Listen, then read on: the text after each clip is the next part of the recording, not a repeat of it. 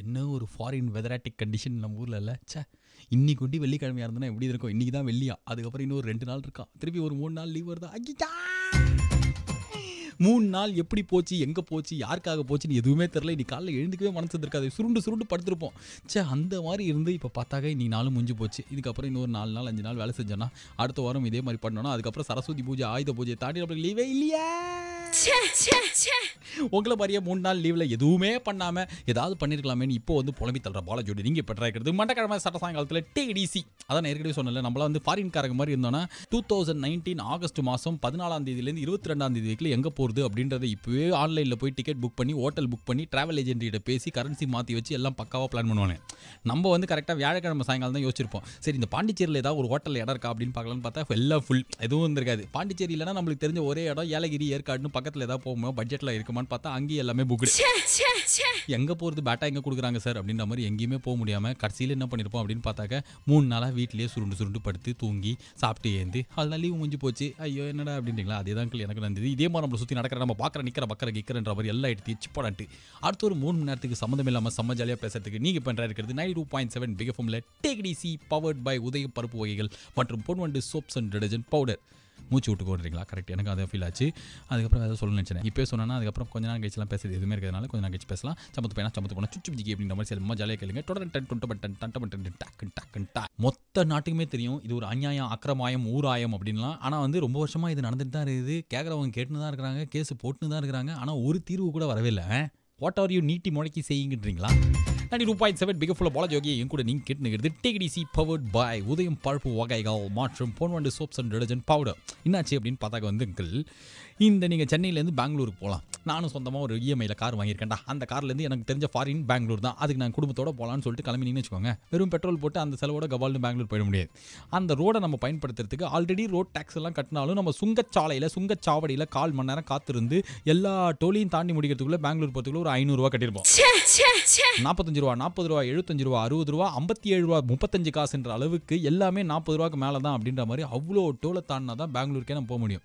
அதான் டோல்னா அது என்ன, ரோடை மெயின்டைன் பண்ணுறது தானே காசு கொடுக்குறோம். அந்த அளவுக்கு மெயின்டைன் பண்ணுறாங்களா அப்படின்னா எந்த அளவுக்கு மெயின்டைன் பண்ணுறாங்க அப்படின்னு சொல்லிட்டு இதுதான் வந்து ஊர் உலகமே கேட்டுக்கிறாங்க. உங்களுக்கு தெரிஞ்சிருக்கும் இந்த டோல் பிளாசாவில் காசு எதுக்காக வசூல் பண்ணுறாங்கன்னா, அவங்க ஒரு 80 கோடி ரூபா 100 கோடி ரூபா போட்டு ஒரு ரோடை போட்டிருக்கான் அப்படின்னா அந்த காசை அவன் திருப்பி எடுக்கணுங்கிறதுக்காக தான் டோல். அப்படின்னா வந்து இந்த ரோடெலாம் எப்போ மோஸ்ட்லி பார்த்தா 96, 97 அந்த இந்தியா ஃபுல்லாக ஹைவேலாம் செம்மையாக போட்ட டைமில் போட்டாங்க. 96, 97 ஆரம்பிச்சு இப்போ வரைக்கும் ஒரு 20 வருஷம் வசூல் பண்ணுற அளவுக்கு அவங்க காசு எடுக்க முடியல. இன்னும் அவங்க போட்ட காசு எடுக்கல. இதான் வந்து ஃபர்ஸ்ட் கொஸ்டின். ரெண்டாவது கொஸ்டின் என்ன அப்படின்னு பார்த்தாக்க வந்து செம்ம கடுப்பேற்றுற விஷயம் அங்கிள் தான். இப்போ ஒரு ரோடு போடுறதுக்கு 100 கோடி ரூபா ஆகுதுன்னு வச்சுக்கோங்களேன். அந்த டைமில் தானே வந்து அதிகமாக இப்போ 50 ரூபா வசூலிக்கிறாங்க அப்படின்னா அது எல்லாத்தையும் ரெக்கவர் பண்ணதுக்கப்புறம் ரோடை மெயின்டெனன்ஸ் பண்ணால் 30% தான் வந்து வசூலிக்கணுமே. ஸோ அப்போ 40 ரூபா, இப்போவும் 40 ரூபா, இல்லை இப்போ 60 ரூபா அப்படின்றது மெயின்டைன் பண்ணுறதுக்கு எப்படி போடுறதோட அதிக காசு ஆகும். அப்படியே அவங்க போடுறதோட அதிக காசு கொடுங்க, நாங்கள் ரோடை தங்கத்திலே அழைச்சி வச்சிருக்கோம்னா என்ன தங்கத்திலே அழைச்சி வச்சிருக்காங்க? 5 கிலோமீட்டர் ரோடு நல்லா இருந்ததுன்னா 5 கிலோமீட்டர் மொக்கையாக இருக்குது. எங்கேயுமே ஓவர் பிரிட்ஜ் கிடையாது, கிராஸ் பண்ணுறதுக்கான வசதி கிடையாது. வேறு எதுவுமே வந்து ஒரு ஃபாரின் ரோட்லலாம் வந்து ஹைவேல இந்த மாதிரி இருக்குடா அதுக்காக நான் கொடுக்குறேன்டா அப்படின்ற மாதிரி இருக்கிற எந்த விஷயமும் இங்கே கிடையவே கிடையாது. இந்தியா ஃபுல்லாக எவ்வளோ டோலு, எவ்வளோ கான்ட்ராக்டர், எவ்வளோ சம்பாதிச்சிருக்கானுங்க. இது எவ்வளோ கேஸ் போட்டு ஏன் இந்த ஜட்ஜுமே எந்த கோர்ட்டுமே இன்னும் வரைக்கும் திருப்பே சொல்ல. இப்போ லாரி உரிமையாளர்கள்லாம் போராட்டத்தில் ஈடுபட்டிருக்காங்களா? நார்மலாக எனக்கு போராட்டமே பிடிக்காது. யாராவது போராட்டினா ஐயா அப்படின்னு. ஆனால் இந்த போராட்டம் ரொம்ப நியாயமான போராட்டம். சாதாரணமாக என்றைக்கோ ஒரு நாளைக்கு போகிற நம்மளுக்கே இவ்வளோ பாதிப்பாச்சு. இந்த லாரிக்காரங்களாம் ஒரு இடத்துலேருந்து இன்னொரு இடம் வரைக்கும் கல்கட்டாலேருந்து மும்பை, மும்பைலேருந்து சென்னை, சென்னையிலேருந்து துபாய் அப்படின்ற அளவுக்கு எவ்வளோ தூரம் போகிறாங்க. அப்போ எவ்வளோ காசு கட்ட வேண்டியிருக்கும்? எவ்வளோ காசு எதுக்கு கட்டணும்? தண்டத்துக்கு. அந்த லாரிக்காரங்களுக்குலாம் என்ன நன்மை இந்த இதில் கிடைக்குது? ஹைவே லாரி நிழல் கொடை இங்கே இருந்தால் வந்து அட்லீஸ்ட் 2 சப்பாத்தியாவது கொடுப்போன்ற மாதிரி ஏதாவது ஸ்கீம் இருக்குதா? இல்லை ரோட்லேயே உட்காந்து சாப்பிட்லாம்ப்பா, அங்கேயே குழம்புகளை ஊற்றி அப்படின்ற அளவுக்கு அது மெயின்டைன் பண்ணுறாங்களா? ஒன்றும் கிடையாது. Nonsense behaviour. எதுக்கு திடீர்னு போங்கன்னு நான் இந்த ஹைவேல இப்போ தான் போயிட்டு வந்தேன். வயிறு எரிஞ்சுது அங்கிள். எவ்வளோ காசு தான் இந்த டோல் கொடுக்கு? எவனுக்கு கொடுக்கணும்? பாவம் அந்த வேலை செய்கிறவங்கள தான் திட்டுவோம். எக்ஸ்பிரஸ் அவென்யூவில் பார்க்கிங் ஜாஸ்தியாக வாங்கினா அங்கே இருக்கிற வாட்ச்மேன் திட்டுவாங்க. மேனேஜரை பார்த்தா 10 வீசா பேசிட்டு வருவோம். நீங்கள் கேட்டுங்கிறது உங்களை மாதிரியே வெறுப்பில் இருக்கிற பாலாஜோட டேக் இட் ஈஸி டன் ரொம்ப ஏக்கமாக சே என்னடா இது இப்போல்லாம் எப்போ நம்ம ஊரில் நடக்கும் அப்படின்ற மாதிரி ரொம்ப இயலாமைலாம் சொல்லுவாங்களே, அந்த இயலாமை ஒன்று நந்தது. இதோ இன்றைக்கி தான் பார்த்து ரொம்ப லேட்டு போல் இருக்குன்னா 92.7 பிக் ஃபுல் பாலாஜோட take it easy powered by Udhayam பருப்பு வகைகள் மற்றும் Ponvandu soaps and detergent powder கேட்டுக்கும் போது என்ன தெரியுமாச்சு, நம்மளுக்குலாம் எவ்வளோ எத்தனை வாட்டி நானே சொல்லியிருக்கேன். நைட் டைமில் நம்ம ரோட்டில் போனனாலே நம்மளுக்கு எவ்வளோ பயமாக இருக்கும். ஏன் திருடன் இருப்பாங்கண்ணா, போலீஸ் இருப்பாங்க, நீங்கள் பட்டன்.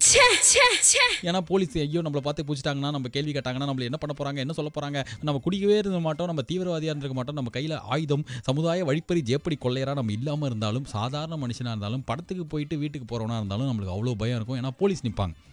இது இவ்வளோ வாட்டி நம்ம ஃபீல் பண்ணியிருக்கோம். ஆனால் வந்து ஃபாரின் போலீஸ்லாம் நிஜமாலே என்ன எப்போ பாரு ஃபாரினே போயிருந்துருக்கே அப்படின்னு சொல்லிட்டு மட்டும் என்ன மூஞ்சி அப்படி பார்ப்பான். ஆனால் அதுக்கப்புறம் நான் திருப்பி பார்த்தோன்னு பயந்து கீழே குனிஞ்சிருவான். ஆனால் ஏன் தெரியுமா, இப்போ பாருங்க அங்கிள் ஒரு வீடியோ வந்துருது ஃபேஸ்புக்கில். யாரும் வந்து சும்மா வந்து வேணுன்ட்டு நடித்து போலீஸ் மாதிரி பண்ணிலாம் இல்லை. நிஜம் போலீஸ் ஏதோ ஒரு ஃபாரின் நாட்டில் என்ன பண்ணியிருக்காங்கன்னா ரோட்டில் ஜிங் சாக் சிக் சாக் அப்படின்னு சொல்லிட்டு ரோந்து போயிட்டு இருக்காங்க. போயின்னு இருக்கும்போது என்னாச்சு அப்படின்னு பார்த்தாக்க ரோட்டு ஓரமாக வந்து ஒரு வாத்து, ஒரு 3 குஞ்சோட வாத்து இருக்குல்ல, வாத்து 3 குஞ்சு வாத்து குஞ்சோட சேர்ந்து அப்படி நின்றுது. இன்னும் இந்த வாத்து இங்கே நின்றுதே, வாத்தே போ உங்ககிட்ட லைசன்ஸ் இருக்கா அப்படின்னு கேட்டு அதுக்கிட்ட 120 ரூபாலாம் வாங்காமல் என்ன பண்ணிருக்காங்கன்னா வாத்து அங்கே நிற்கிறத பார்த்தோன்னா வை திஸ் வாத் ஸ்டாண்டிங் அப்படின்னு ஒரு ஆஃபீஸர் இன்னொரு ஆஃபீஸர் கேட்குறாரு. I am thinking some problem அப்படின்னு சொல்லிட்டு வயர்லெஸில் ஏதோ சொல்லி 2 ஆஃபீஸரும் வந்து வாத்து இப்படி பார்த்து அந்த வாத்து வந்து கீழே ஒரு ட்ரைனேஜ் காவா இருக்குல்ல, அந்த காவாவே பார்த்து நிற்குது. உடனே அந்த காவாவை வந்து நம்ம ஊர்லேருந்து யார் வேணாலும் கைட்டு எடுத்துன்னு போயிட்டு கடையில் போட்டுக்கலாமா, அந்த மாதிரி கிடையாது, இரும்பு காவா, அதை வந்து நல்லா ஓப்பன் பண்ணுறாங்க.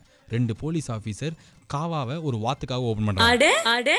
அதுவே ஒரு ஆச்சரியம் தானே. ஓப்பன் பண்ணதுக்கு அப்புறம் அந்த காவாக்குள்ள இன்னொரு ஆஃபீஸர் தலையை நுழைஞ்சு பார்க்குறாரு. பார்த்துட்டு அதுக்கப்புறம் உள்ளேருந்து ஐ காட் அப்படின்னு சொல்லிட்டு வாத்து குஞ்சு ஒன்று தெத்து வெளில விடுறாரு. அதாவது அந்த வாத்து அந்த ரோட்டை கிராஸ் பண்ணும்போது காவாக்குள்ள அந்த குஞ்சு 2 விழுந்துட்டு இருக்குது. ஒன்றாச்சு 2 ஆச்சு, 2த்தையும் எடுத்து அந்த கோழி அந்த என்னது வாத்துக்கிட்ட அமிச்சதுக்கப்புறம் வாத்து அங்கேயே நிற்குது. நான் நினைக்கிறேன் இன்னும் 2-3 குஞ்சு உள்ளே இருக்கு போல இருக்குன்னு சொல்லிட்டு அங்கே பார்க்குறாங்க. அந்த ட்ரைனேஜ் உள்ள கையெல்லாம் விட்டு பார்த்து எதுவுமே இல்லை. ரோடை கிராஸ் பண்ணி இன்னொரு ஆஃபீஸர் போயிட்டு அங்கே இருக்கிற ட்ரைனேஜையும் ஓப்பன் பண்ணி அடிச்சுட்டு தண்ணியில் போயிருக்குமோ அப்படின்னு சொல்லிட்டு அங்கேருந்து 2 வாத்து குஞ்சு எடுத்து மொத்தமாக ஃபேமிலி ஒரு 6-7 வாத்து குஞ்சு வாத்து இதெல்லாம் சேர்ந்ததுக்கப்புறம் அந்த வாத்து சந்தோஷமாக இவங்களை பார்த்து சிரிச்சுன்னு ஆஃபீஸர் நீ தாண்டா அப்படின்ற மாதிரி அதை பார்த்து பெருமையாக பார்த்ததுக்கப்புறம் தண்ணியில் நடந்து போகுது. இந்த 2 ஆஃபீஸர் மனசில் முகத்தில் ஒரு பெருமிதம் எப்படி இருக்குது இல்லை. கதை தான் நான் கொஞ்சம் மொக்கையாக சொல்லியிருப்பேன். ஆனால் நீங்கள் விஷுவலாக பண்ணி பாருங்களா அங்கிள். ஒரு வாத்து அதோட குட்டிலாம் வந்து தண்ணிக்குள்ளே ஊந்துச்சுன்னு சொல்லிட்டு பட்ட கவலைக்கு 2 ஆஃபீஸர் ரோட்டில் நின்று இதை திருப்பி எடுத்து அமிச்சாங்களே. நம்ம ஊராக இருந்தால் என்ன ஆகிட்டு இருக்கோம், இன்னைக்கு வீட்டில் வாத்து பிரியாணி அப்படின்னு சொல்லிட்டு இருக்கிற குஞ்சு அந்த வாத்தி எடுத்துன்னு போயிருப்பாங்கல்ல. ஆனால் பாரின்னு பாருங்க அங்கிள், இந்த ஆஃபீஸர்லாம் இங்கே மாதிரி ஒருத்தரை நம்ம ஊரில் கூட இருக்காங்களான்னு சொல்லிட்டு நம்ம எத்தனை பேரை சொல்லுவோம். 100 கோடி பேர் இருக்கிற நாட்டில் ஒரு 5 ஆஃபீஸர் பேரை நம்ம தைரியமாக வெளில சொல்லிப்போம். இது யார் பேரையும் சொல்ல முடியாது. பெங்களூரில் ஒரு ஆள் ஆம்புலன்ஸுக்கு வழி விட்டான்னு சொல்லிட்டு அந்த போலீஸ் வந்து சாத்துன்னு ரோட்லேயே நான் போலீஸா நீ போலீஸா எப்படி நீ வழி விடலாம், அவன் சாவட்டும் நான் வழி விட்டு அப்புறம் உயிரோடு போட்டு தான் பரவாயில்ல அப்படின்ற மாதிரி அவனை ஆச்சு. அந்த மாதிரி போலீஸ் வீடியோலாம் நம்ம ஊரில் வருது. ஃபாரின் போலீஸ் வீடியோ இப்படி வருது. ஏக்கமாக தான் இருக்குல்ல அங்கிள். என்னைக்காவது இது மாதிரிலாம் ஆகுமா சொல்லுங்கள், நீங்களே சொல்லுங்கள். நம்மளே இழுத்துட்டு கிடக்குன்னு வச்சுக்கோங்க. அப்போ போலீஸ் வந்து என்ன பண்ணுவார். போங்க அங்கிள், நீங்கள் தமிழ் படத்தில் மட்டுமே போலீஸ் ரசிக்கிற உங்களை மாதிரி அப்பாலஜியோட நீ கேட்டுங்க. Take it easy. Big FM பாண்டிச்சேரியில் ஒரு ஆர்ஜே இருக்கார், கருண். ஆர்ஜே கருண் பாண்டிச்சேரியில் அவர் பேர் நீங்கள் சொன்னீங்கன்னா அவள் தான் 2 நாளைக்கு பெரிய ஹோட்டலில் ரூம் கொடுத்துருவாங்க. அந்த அளவுக்கு செம்ம பெரிய பாப்புலர் ஆர்ஜே வந்து ஒரு ஷார்ட் ஃபிலிம் எடுத்து அது ஒரு பாட்டு போட்டிருக்காரு. அந்த பாட்டு தான் இப்போ பிக் எஃப்எம்ல செம்மிட்டு தக்காளி தக்காளி தக்காளி அப்படின்னு சொல்லிட்டு அதை இந்த தக்காளியை வச்சு ஒரு பாட்டு. என்ன கெட்ட வார்த்தையா என்ன அப்படின்னு இருக்கலாம். அப்பெல்லாம் கிடையாது எங்களுக்கு. குடும்பத்தோட பாடக்கூடிய தமிழ் படம் எப்படி குடும்பத்தோட போய் பார்ப்போம், அந்த மாதிரி வந்து குடும்பத்தோட பாடக்கூடிய ஒரு பாட்டு தான். செம்மையாக இருக்குது அந்த பாட்டு. நீங்கள் ஆஃபீஸ் வந்தீங்கன்னா போட்டு காட்டுறோம். தக்காளி தக்காளி அப்படின்னு பாடினா பஞ்சு மிட்டாயா, ஆனால் அந்த பாட்டு இன்னொரு வாட்டி பாடுங்க அப்படின்னா நான் கேட்கலையே, எதுக்கு 2 வாட்டி பாடுறீங்களா. கரெக்ட் தான். 92.7 பிக் எஃப்எம் நான் தான் பாலாஜி. இது டேக் இட் ஈஸி நிகழ்ச்சி பவர்ட் பை உதயம் பருப்பு வகைகள் மற்றும் Ponvandu soaps and detergent powder. இன்னும் வாட் ஹேப்பன் நான் வந்து அடையார் பகுதியில் வந்து நானும் பஞ்சு மிட்டாயும் இந்த வார கடைசி நாட்களில் ஏதாவது பண்ணலாமே, சம்பளமும் வந்துருச்சு, ஷாப்பிங் பண்ணுற மாதிரி லீவு இருக்குது அப்படின்றதுனால அப்படியே நடந்து போகிறாங்க அங்கிள். அடையாரில் ஒரு 50 மீட்டருக்கு வந்து ஒரு ஸ்ட்ரெச் இருக்குது, 100 மீட்டர் இருக்கும். அந்த 100 மீட்டர் ஸ்ட்ரெச்சில் ஆல்மோஸ்ட் ஒரு 10 கடை இருக்குது. அந்த இடத்துல பிளாட்ஃபார்ம் இருக்குது. நாங்கள் 2 பேரும் வந்து ரோடு பயங்கர டிராஃபிக்காக இருக்கேன்னு பிளாட்ஃபார்மில் ஏறணும் அப்படின்னா அந்த கடை வச்சிருக்கிற ஃப்ரிட்ஜு, வாஷிங் மிஷின், கடை உள்ளே விற்கிற எல்லா ஐட்டத்தோட ஸ்டாக்கையும் வந்து ரோட்டில் வச்சிருக்கிறாங்க. அப்படியே போய் மண்டையை முட்டிக்கணும். அந்த மாதிரி போனதுக்கப்புறம் என்னாச்சு அப்படின்னு பார்த்தாக்க எதுவுமே அவளை கடைக்காரரை ஏக்கமாக பார்த்தா கீழே இறங்கி போப்பா அப்படின்றான். ஏன்னா அவனுக்கு அவன் பொருளை நான் இடிச்சிருவேங்கிற கவலையோட ரோட்டில் எடுத்து வச்சிருக்கமே ஒருத்தன் இடிச்சிருக்கானே அவன் கேள்வி கேட்டு நாளைக்கு கார்பரேஷன் கம்ப்ளைண்ட் பண்ணி நம்ம அந்த மாதிரி பயமே கிடையாது. ஏன்னா இருக்கிற எல்லா கடையுமே அந்த பிளாட்ஃபார்ம் பகுதிகளை வந்து ஆக்கிரமிச்சு தான் வச்சிருக்காங்க. என்னடா இதை நேற்று புதுசாக நடத்துகிற மாதிரி விவேக் காமெடி மாதிரி பழைய 15 வருஷம் முன்னாடி நடந்த விஷயத்தை சொல்கிறீங்களா. ஆமாங்கள். அதுக்கப்புறம் தான் நாங்கள் நோட் பண்ணால் அடையாரில் மட்டும் கிடையாது, மயிலாப்பூர், மந்தவெளி, தீநகர், பொரசவாக்கம் அப்படின்ற மாதிரி பொரசவாக்கத்தில் பஞ்சுமிட்டாய் வீடு, இது மாதிரி இருக்கிற எல்லா இடத்துல இருக்கிற கடைக்காரங்களும் பெரிய கடைக்காரங்களாக இருந்தால் மதிக்கிறதே கிடையாது. அவங்க கடையோட கார் பார்க்கிங், பைக் பார்க்கிங் இல்லைனா சாமான் வைக்கிற இடமா தான் அந்த பார்க்கிங். யார் இதுக்கு ஆக்ஷன் எடுத்தா? யாருமே எடுக்க மாட்டேன்றாங்க. எப்படி எடுப்பாங்க பெரிய கடை, என்ன நீ எப்படி எடுப்பாங்கன்னு. ஆமாங்க கரெக்ட். இதே டேக் இட் ஈஸி ஆரம்பித்த புதுசில் 2000 வருஷம் எத்தனை வருஷமா 10ஆம் வருஷம் நினைக்கிறேன். அப்போ நான் வந்து ஒன்று சொன்னேன். தீயணைப்புத்துறை வந்து ஒரு ரிப்போர்ட் கொடுத்துருந்தாங்க. தமிழ்நாட்டில் அதுவும் குறிப்பாக சென்னையில் டி நகர் மாதிரி ஏரியாவில் இவ்வளோ பில்டிங் இருக்குதுல்ல, இதில் வந்து இத்தனை சதவீத பில்டிங் அன்சேஃப். இந்த பில்டிங்லாம் தீ பிடிச்சதுன்னா இல்லை ஏதாவது ஒரு விபத்து நடந்ததுன்னா வெளில மக்கள் ஓடி வரதுக்கான வாய்ப்பே கிடையாது, செம்ம மோசமாக கட்டியிருக்காங்க அப்படின்னு சொல்லிட்டு வார்னிங் கொடுத்து சீக்கிரமே அதை சரி பண்ணலன்னா ஆக்ஷன் எடுப்போம்லாம் வந்து ரிப்போர்ட் ஒன்று இருந்தது.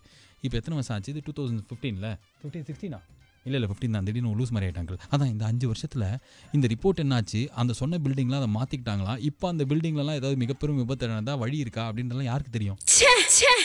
எதுவுமே தெரியாதுல்ல. கொஞ்சோண்டு பணக்காரங்களாக இருந்தால் போதும் அங்கிள், இந்த நாடே நம்மளுது தான். அதுக்கப்புறம் இந்தியாவை பற்றி நம்ம குறைய சொல்ல தேவையில்லை. அவள் தான் இந்தியா என்ன எனக்கு கேட்டதெல்லாம் கிடைக்கும் அப்படின்ற மாதிரி அவங்களுக்குலாம் கிடைக்குது பாருங்களேன். பிளாட்ஃபார்மில் எடுத்து அவங்க கடையை பீரோ, ஃப்ரிட்ஜ், வாஷிங் மிஷின் எல்லாத்தையும் வைப்பானுங்க. எவனும் கேட்கறது கிடையாது. நம்ம கேட்டால் நம்மளை வந்து பொலிச்சு வச்சு என்ன பண்ண அப்படின்றாங்க. அதே மாதிரி பெரிய விபத்து நடந்ததுன்னா அதுக்கப்புறம் ஒரு விசாரணை கமிஷன் அமைக்கப்படும். ஒரு வாரத்துக்கு அதை பற்றி பேப்பரில் எழுதுவாங்க. இத்தனை விதிமூறல் அப்படின்னு சொல்லிட்டு மீறல் அப்படின்னு சொல்லிட்டு ஒரு 473 மீறல் இருக்கும். அதுக்கப்புறம் என்ன ஆகுனா அவனே இன்னொரு பிரான்ச்சுக்கு பெரிய நடிகர் பிராண்ட் அம்பாசிடர் வச்சு ஓப்பன் பண்ணு. ஆட போங்க நீங்கள் கேட்டு இது போல இருக்கிற பாலாஜி டேக் டிசி தொடரன் தொண்டபண்டன் டண்டபண்டன் டக்கு டக்கு டாய் நீ இவ்வளோ பேசுறியே அப்படின்னா என்னால் அவள் தான் பேச முடியும், வேறு எதுவும் பண்ண முடியாது, பேச தான் முடியும், அவள் தான். ஏன்னா நிறைய பேர் ஆல்ரெடி எனக்கு ஃபோன் பண்ணி கத்துவாங்க, இவ்வளோ சொன்ன நீ வேறு எதாவது பண்ணணும், என்னத்த பண்ணுறது எனக்கும் தெரில. ஓகே அங்கிள் பாய், இன்னும் கொஞ்சம் நேரத்தில் வேறு ஏதாவது போகலாம். ஒரு 5 வருஷமாக 6 வருஷமாக பஞ்சு மிட்டாய் உங்களுக்கு தெரியல, பஞ்சு மிட்டாய் தலையன் அவன் வாழ்க்கையை பற்றி உங்ககிட்ட ஏதாவது சொல்லினே இருப்பேன். ஏன்னா நந்தனே இருக்கும், அவன் இஸ் ஹேப்பனிங் கை. அந்த மாதிரி ஒரு விஷயம் இப்போ 2 days முன்னாடி, couple of days of the 3 days முன்னாடி அவன் வீட்டில் இருந்தது.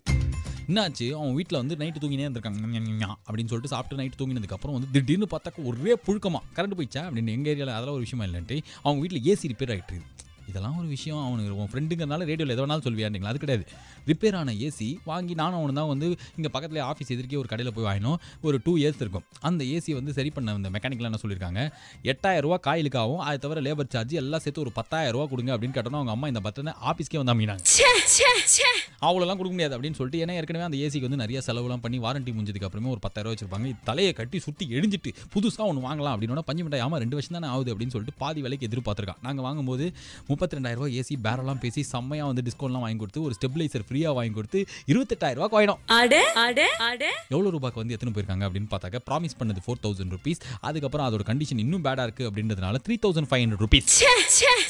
அதாவது வெயிட்டுக்கு போட்டாலே பக்கத்தில் இருக்கிற காயிலங்கடக்காரர் அந்த காசை கொடுத்துருப்பாருன்ற மாதிரி 2 years முன்னாடி 2013 நல்ல ஞாபகம் இருக்குது. இங்கே ஆஃபீஸ் பக்கத்துலேயே எங்கள் முடிச்சதுக்கப்புறம் ஜாலியாக ஜிங் சாக் சுக் சாக்னு வாக்கிங் போயிட்டு நாங்கள் 3 பேர் வாங்கி சந்தோஷமாக ஐயோ எங்கள் வீட்டில் ஏசி இருக்கா அப்படின்ற மாதிரி அப்போ தான் பணக்கார வீட்டு பையனானா. ஏன்னா ஏசி வந்தால் தான் நம்ம வீட்டில் பணக்கார வீட்டில் தான் இருக்க முன்னாலாம், இப்போலாம் எல்லா வீட்லையும் இருக்குது. ஆனால் நம்ம அப்போ பணக்காரங்க தான் நினச்சிப்போம், அப்படி நினச்சிக்கணும். நாங்கள் இந்த 2 வருஷத்துக்குள்ளே 28,000 ரூபா பொருளோட மதிப்பு 25,000 ரூபா கம்மியாயிட்டு. இதே பஞ்சு முட்டாய் இப்போ என்ன பண்ண போகிறான் அப்படின்னு பார்த்தாக்க அக்டோபர் மாதம் 15ஆம் தேதி ஐஃபோன் 6ஆம் பாகத்தோட அடுத்த வருஷம் 72,000 ரூபாய்க்கு வாங்க போகிறான்.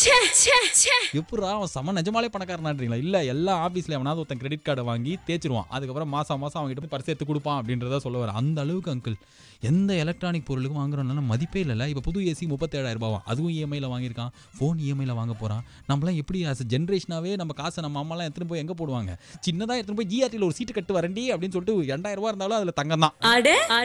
எல்லா எலக்ட்ரானிக் கேட்ஜெட்ஸ் எதுக்குமே ரீசேல் மதிப்பு கிடையாது. இந்த ஃபோன் இப்போ பழைய ஃபோன் இருக்குல்ல, அது எவ்வளோ திரும்ப எடுத்துக்கிறாங்களா, 10,000 மேக்ஸிமம். ஏன்னா தெரிஞ்ச கடைக்காரன் இந்த ஃபோனை இப்போ தான் வந்து 6 மாதத்துக்கு முன்னாடி 60,000 ரூபா குத்து வாங்கினாங்க. அந்த பட்டன் இன்னொரு அடிச்சா அவங்க மனசு வரல. இட்ஸ் அ வெரி பைத்தியம் குஷ்டம் கம்மிங். நீங்கள் கேட்டு take TC with me Balaji அந்த கருப்பு கம்மிங் ஆஃப் த பஞ்சு மிட்டாய்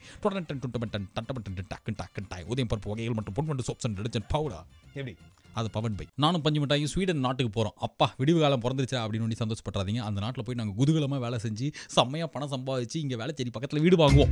₹90 பிக ஃபுல்ல ஸ்வீடன் நாட்டுக்கு போகிறதுக்கு ஆர்வமாக இருக்கிற பாலாஜியோட நீ கேட்டு take DC power by Udhayam பருப்பு வகைகள் மற்றும் Ponvandu soaps and detergent powder. எத்தனை நாள் ஆனாலும் மனசில் கவால்னு பதிய மாட்டேன். ஆனால் இப்போ பதிஞ்சிருச்சு. என்ன தெரியுமா சொல்ல வந்தேன், ஸ்வீடன் நாட்டு எதிர் மக்கள் செம்மையாக ஒரு ரூல் இம்ப்ளிமெண்ட் பண்ணி நாடே வந்து அதை ஃபாலோ பண்ணி ஊரில் இருக்கிற எல்லா கம்பெனி நாங்கள் இருக்கோம் அப்படின்னு சொல்லி செம்மையாக பண்ணிருக்காங்க. என்ன தெரியுமா, ஒரு ஆள் ஒரு நாளைக்கு 6 மணி நேரம் வேலை செஞ்சா போதும். 8 மணி நேரம் வேலை நிம்மதியான தூக்கம் அப்படிலாம் சொல்லுவாங்களே, அங்க 6 மணி நேரம் வேலை, மீதி இருக்கிற 18 மணி நேரத்துக்கு நீங்க என்ன வேணாலும் பண்ணுங்க சிப்படா அப்படின்னு. என்ன அப்படின்னா வந்து அந்த சயின்டிஸ்ட் ரிசர்ச் எல்லாம் வந்து 15-20 வருஷமாக உலகம் ஃபுல்லாக நடந்துனுக்குது. ஆல்ரெடி வந்து பெரிய பெரிய கம்பெனிலாம் அந்த நாட்டில் இன்ஃபேக்ட் நிறைய நாட்டிலலாம் வந்து இம்ப்ளிமெண்ட் பண்ண ஆரம்பிச்சாங்க. ஒரு மனுஷன் ஒரு நாளைக்கு செம்மையாக வேலை செய்யணும், அவனோட முழு ஃபோக்கஸும் கவனமும் அந்த வேலை மேலே மட்டும் இருக்கணும், அவனோட ப்ரொடக்டிவிட்டியோட மேக்ஸிமம் வந்து ஒரு கம்பெனி எடுத்துக்கணும் அப்படின்னா அவனை 6 மணி நேரத்துக்கு மேலே 5 செகண்ட் கூட வேலை வாங்கணும். ஒரு மனுஷன் முறையாக வேலை செஞ்சு அவனோட முழு உற்பத்தி திறனையும் அந்த கம்பெனிக்கு கொடுக்க வேண்டும் என்றால் 6 மணி என்னது இன்று போய் நாளைவா படத்தில் வர லவ் லெட்டர் சீன் மாதிரி இதில் அப்படி கிடையாது. நிஜமாலே ஒருத்தன் செம்மையாக வேலை செய்யணும், அந்த கம்பெனிக்கு அவனால் பலன் இருக்கணும்னா டிசிஎஸ் HR இன்ஃபோசிஸ் ஹெச்ஆர், அதுக்கப்புறம் வேறு ஏதாவது HR any company you are listening mean 6 hours only you have to work. இதை போயிட்டு உங்கள் முதலாளி கிட்ட சொல்லி உங்களோட சிஎஃப்ஓ சிஇஓ அவங்ககிட்டலாம் சொல்லி உங்கள் கம்பெனியில் இந்த ரூல்ஸ் கொண்டு வரதுக்கு ஏதாவது பண்ண பாருங்க. நான் ஆல்ரெடி எங்கள் கம்பெனி ஹெச்ஆர் கிட்ட பேசிட்டேன். நெக்ஸ்ட் மந்த் ரிலீவிங் லெட்டர் வாங்க சொல்லியிருக்காங்க.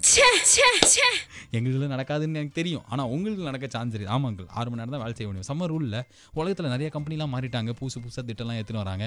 ஆனால் இந்த கார்பரேட் கம்பெனிலாம் பார்த்து காப்பி வச்சுக்கலாம்ல. இந்த ஐடியா நல்லா இருக்குது. இன்னொரு கம்பெனியில் என்னன்னா லீவை ஷேர் பண்ணிக்கலாம். என்கிட்ட 15 நாள் லீவ் இருக்குது, 15 பஞ்சு மிட்டாய் கிட்ட லீவே இல்லை அப்படின்னா இந்த ஒரு 4 நாள் நீ எடுத்துக்கோ, நான் ஒரு 11 நாள் அதில் வச்சுக்கிறேன் அப்படின்னு சொன்னால் அவன் அந்த 4 நாள் வெளில போயிட்டு வரலாம். இப்போ ஆஃபீஸ்க்கே லீவ் போடாமல் ஸ்கூலுக்கு காலேஜுக்கெல்லாம் லீவ் போடாமல் சின்சியர் சிகாமணியும் ஒரு பையன் இருப்பான். அவனுக்குலாம் எதுக்கு லீவுனே தெரியாது, 3 மாதம் மிச்சம் வச்சிருப்பான். அதே நேரத்தில் மகப்பேறு வரைஞ்ச ஒரு தாய்மை உணர்ச்சி உள்ள ஒரு பெண் லீவே இல்லாமல் தத்தளிப்பா, அவளுக்கு அந்த 3 மாதத்தை அவன் கொடுக்கலாம். ஆனால் அந்த சிஸ்டம்லாம் எல்லா கம்பெனிலும் கிடையவே கிடையாதுல்ல. இதெல்லாம் காப்பி அடிச்சிக்க மாட்டானுங்க. இதே வந்து ஆப்ரேஷனில் குத்துறதுன்னா குளோபலி த சிச்சுவேஷன் அது கூட்டி குளோபல் எடுத்துன்னு வந்துருவானுங்க. ஆட போங்க டே, நீங்கள் கேட்டுங்கிறது 92.7 பிக் எஃப்எம்ல globally not well off the relieving letter coming soon to me and all. இந்த கார்பரேட் கம்பெனியில் வேலை செய்கிற ஒரே நல்ல விஷயம் என்ன அப்படின்னா, கடைசி நாள் ஆஃப் த மாதமே சம்பளம் வந்துடும்ல. முன்னாடிலாம் இருக்கிற ஓனர் வந்து முன்னாடி ஒரு 4 நாள் ஏற்ற இருக்க கூட குறைச்சிலாம் கொடுப்பாரு. ஆனால் இந்த கம்பெனிலாம் வந்து டான்னு சம்பளம் போட்டுருவாங்க. அதை தவிர வேறு எதுக்கும் நம்ம அந்த பட்டனே அமுக்க முடியாது. 92.7 பிக் எஃப்எம் பாலாஜி டிகிடிசி brought you by of the powered by உதயம் பருப்பு வகைகள் மற்றும் பொன்வண்டு சோப்ஸ் அண்ட் டிடர்ஜென்ட் கேட்டுனுக்கும் போது என்னாச்சு அப்படின்னு பார்த்தாக்க கொஞ்சம் நேரத்துக்கு முன்னாடியே சொல்லியிருந்தேன். என்னது அதான் அந்த லீவ் ஷேரிங்கு, அதுக்கப்புறம் புதுசாக ஏதாவது 6 மணி நேரம் வேலை செய்கிற ஐடியா எதையும் ஃபாலோ பண்ண மாட்டாங்க. ஆனால் ஒரு சிஸ்டம் யூனிவர்சலாக வந்து முக்கால்வாசி கம்பெனியில் வந்து ஒரு டேட் வச்சு அந்த டேட்னா சொன்ன டேட்டில் சேலரி கொடுப்பாங்கல்ல.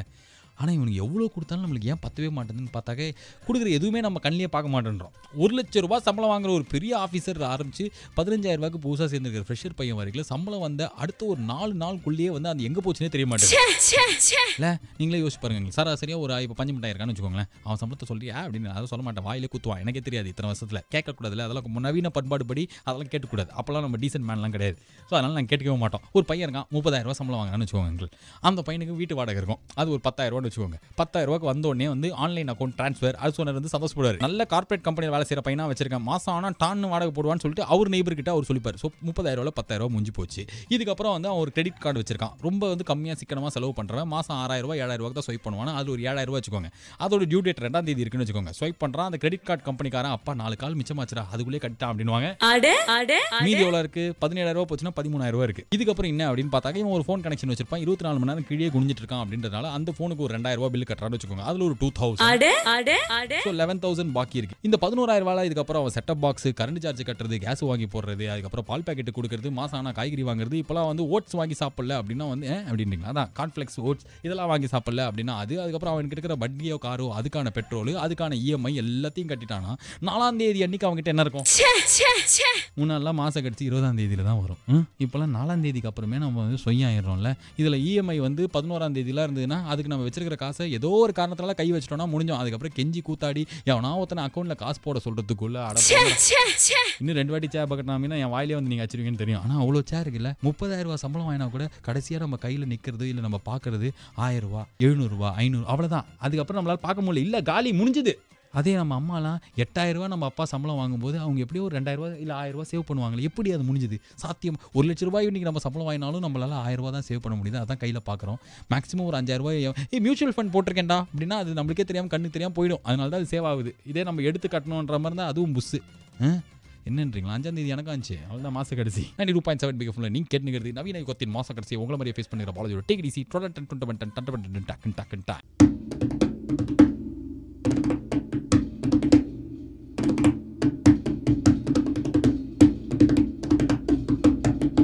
தக்கஜி மீத்தாக்க June தக்கஜி மீத்தாக்க C என்னன்றீங்களா? போது நான் என்ன நிஜமாலே செந்தில் மாதிரி வாசிக்கிறேன். 92.7 பிக் எஃப்எம் இதெல்லாம் ஞாபகம் இருக்கா? சின்ன வயசுல இந்த விளையாட்டு விளையாடுவோமே. ஐயோ சபையாத்த விளையாட்டு ரொம்ப வருஷம் கழிச்சு சின்ன வயசு விளையாட்டு ஒரு ஞாபகம் இருந்துச்சு. எனக்கு பஞ்சு மிட்டாய்க்கும் 92.7 பிக் எஃப்எம் பாலாஜியோட டிகிடிசி பவர்ட் பை உதய பருப்பு வகைகள் மற்றும் Ponpattu soaps and detergent powder கேட்டுனும் போது என்ன தரமாச்சு? சும்மா அப்படியே போன வாட்டி பேசினல, அதுக்கப்புறம் நானும் பஞ்சு மிட்டாய் ஏதோ பேசணும் போது சின்ன வயசுல நான் ஆரம்பிச்சும் போது ஒரு விளையாட்டு விளையாடணும். நம்ம கூட இருக்கிற ஸ்கூல்ல இருக்கிற ஃப்ரெண்டு கிட்டலாம் வந்து இது என்ன பாட்டுன்னு கண்டுபிடி அப்படின்னு சொல்லிட்டு பெஞ்சில் நம்மளுக்கு தெரிஞ்ச ஒரு பீட்டை வச்சிருப்போம். அதுல ஃபர்ஸ்ட் நம்மளுக்கு வாசிக்க தெரிஞ்ச ஒரே பாட்டு இதுதான்.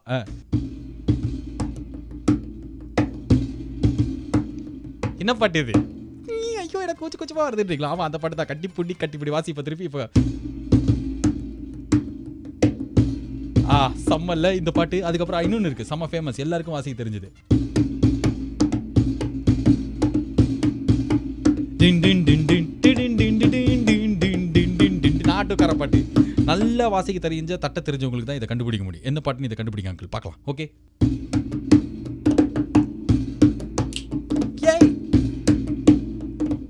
என்ன பாட்டு சொல்லுங்க அங்கிள்? இன்னொரு வாசி சொல்ற, வாசிக்கிறேன் இன்னொரு. தாண்டியா ஆட்டமும் ஆட தசரன் கூட்டமன் கூடன். ஏய் சம்மல்ல. இந்த விளையாட்டு ஞாபகம் இருக்குதா? டம்மா அப்படின்ற மாதிரி ஸ்கூல் படிக்கும்போது நம்ம கலவாணி பத்தில் வர விமல் அந்த குழந்தை மாதிரி விளையாடுவோமே. சம்மல்ல இந்த விளையாட்டு. இதில் இன்னும் நிறைய பாட்டுலாம் பஞ்சு வாசிப்பான். காட்டுக்குள்ளே மனசுக்குள்ளே வாசிப்பான். காட்டுக்குள்ளே வாசிக்க தெரியும்ல. இதுக்கு மியூசிக் போட்ட ஏஆர் ரஹ்மானும் இளையராஜாவோ கண்டிப்பாக கோச்சக்கூடாது. ஏன்னா இதெல்லாம் காலகாலமாக நாங்கள் பாரம்பரியமாக இப்படி தட்டினா இது இந்த பாட்டு தான் அப்படின்னு சொல்லிட்டு நாங்களே மனசில் நினச்சிப்போம். உங்களுக்கு ஞாபகம் இருந்தால் நீங்களும் வாசி ட்ரை பண்ணி பாருங்க, செம்மையாக இருக்கலாம். அதுக்கப்புறம் வந்து 4th படிக்கும்போது இது விளையாடுவோம், எனக்கும் தெரியாது. அது தெரியும்ல உங்களுக்கு. அதுதான் நமக்கு டம்மால வரும். இது எதுக்காக திடீர்னு இப்போ பண்ணோம் அப்படின்னா, இந்த விளையாட்டை என்னால் பரவசத்தை கண்ட்ரோல் பண்ண முடியல. அதான் உங்ககிட்ட வந்து பொங்கிட்டேன். நீங்கள் கேட்டுக்கிறது சின்ன வயசு விளையாட்டு விளையாட பாலாஜியோட take it easy off the 92.7 big of